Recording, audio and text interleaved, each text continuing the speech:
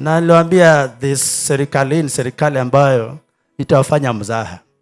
They will overtax you and they make merchandise of you to live in opulence.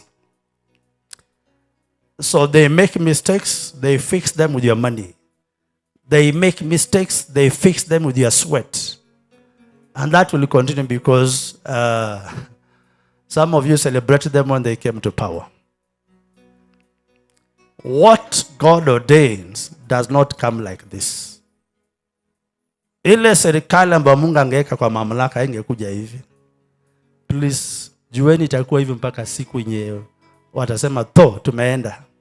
So just pray that plague number 9 na plague number 10 itasindikiza serikali out of power home.